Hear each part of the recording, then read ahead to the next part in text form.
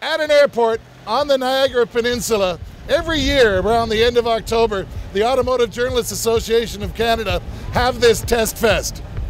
You could ask for better weather this weekend, but virtually every automotive journalist in the country with a byline is here.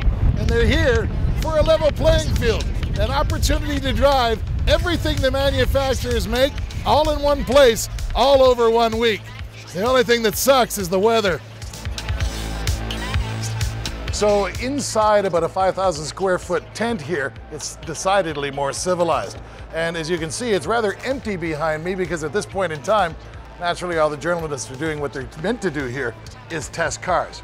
So while they do that, let's pick them off one at a time and get a perspective on what they might think about this whole process.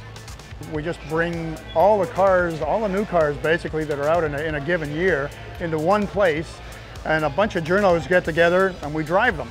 And it's amazing when you run vehicles head-to-head in the same environment, on the same roads, in the same conditions, how the flaws and the good qualities of a vehicle really shine through. You get to evaluate so many different levels, performance-wise and ability-wise.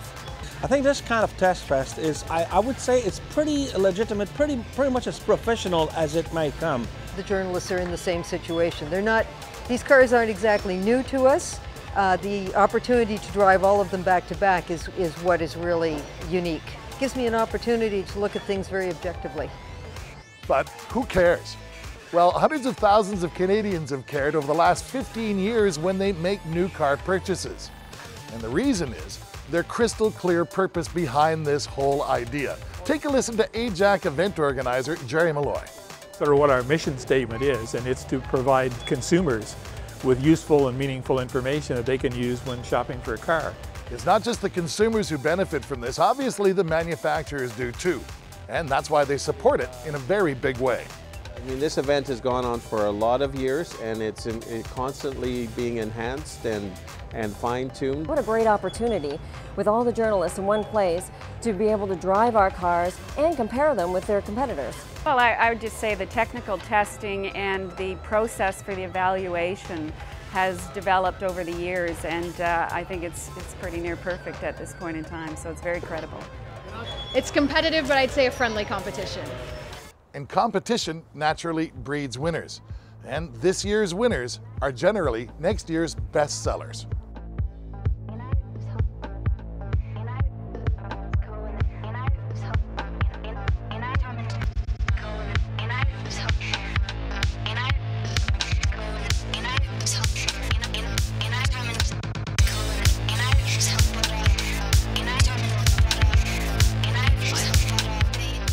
So at the end of the day, the car of the year is the car of the year that they declare using their own process, which is open for everyone to look at.